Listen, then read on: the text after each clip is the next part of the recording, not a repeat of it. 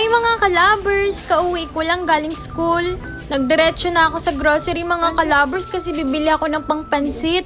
Kasi naburaot ako ng 4A. Paano? Isa ako sa promotor sa pasopas ni Jenny nakaraan. Ngayon ako naman ang naburaot. Ay, karma! Ibale, Teacher's Day naman ngayon. At saka mambuburaot din ako sa sunod. Para makaganti man lang. Ay, ano yun? Tinamahan nga pala ako ni Ate Bianca, si manager at saka si Linggit. Dalagang Pilipina. Ay, kapangit! Nagbayad na ako mga kalabers sa counter. And babalik pa ako sa tindahan kasi bukas kami sa night market. Time hindi na ako mangbuburaot kasi ako yung nagbuburaot. Tingnan nyo. Sabi ko, Jenny, magpasoba siya ngayon. Ako naman nagpapansit. Uy, galit na galit! Guys, ito tinatawag na karma. Na-reverse card ka. Kinabukasan mga kalabers, nag-prepare na ako agad. Naggayat na ako ng mga kailangang ingredients. Ingredients, mga gulay. Tinulungan na rin ako ni Mama para mabilis kasi madami tong lulutuin ko. Naghahabol na rin kasi kami ng oras kasi 2:00 yung pasok ko. Kaninang umaga na malengke pa ako. Tapos 11:00 na ako nakapag-start ng pagluto. 2 kilo tong lulutuin ko. Tara na, luton tayo mga kalabers. Dito kami nagluto sa kubo mga kalabers kasi dito kami nagpe-prepare din sa kalabers sa Anggipsal. Para tipid mga kalabers. Kamahal kayo ng gasol ngayon, diba? Ayun mga kalabers, hindi ko na sa inyo tuturo kung paano magluto ng pansit dahil kayang-kaya nyo na yan. Charot. Basta ni Mekos-Mekos lang ni kalabers. Unite din ako ni Mama sa pagluto kasi 2 kilo to, aba ang hirap tansyahin. Baka mamaya mapahiya ako sa teacher ko at saka sa mga kaklase ko. Aba naman. Tsaka mga kalabers, napalibre pala yung gulay natin dito sa pansit. Buti na lang may kaibigan ako na taga-palengke. Boyfriend ng kaibigan ko si James. Buti na lang may pwesto siya doon. Aba naman, binigyan lang ako ng gulay. Nakatipid tayo doon, o diba? No, mga kalabers, luto na ang pansit. Pansit ni kalabers. Pagkatapos niyan mga kalabers, nilagay ko na rin siya sa styro. Pili na rin ako ng styro para hindi na sila magdala ng plato nila. Aba naman. Pakaswerte talaga ng mga klase ko, no? Charot. Ilagay ko na talaga sa styro mga kalabers para kumasya. 45 kami. Baka mamaya pag nakalagay sa bilao, baka may ibang maparami ng sandok, hindi kumasya.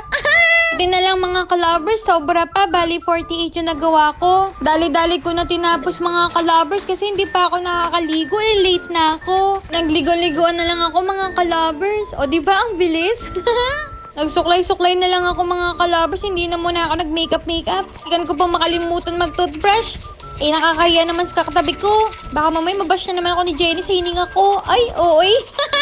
Nagpapara na lang ako ng tricycle mga kalabers kasi hindi ko mabitbit to sa kanto. Gating ko nga pala sa room mga kalabers ay abo nandun na sila lahat, talagang late na ako. Kaputo rin pala si Aya, o diba? Perfect ang pansit with puto. Tapos muna kami, then may pa-surprise kami kay ma'am. Ay aba, gulat na gulat siya.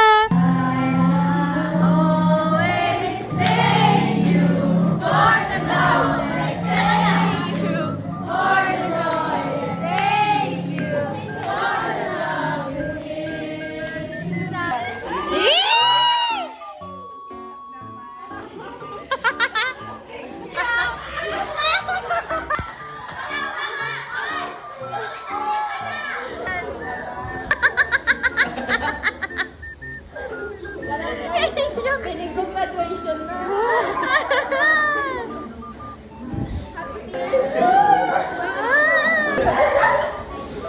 Thank you so much. Talaga si Tin magturo. Hoy, kayo po ba siya? Maramdam mo na. Gusto ka, okay ka lang. Kasi ma'am, kakaiba ko ng hita. Anti-high blood. Nagtikip na si ma'am.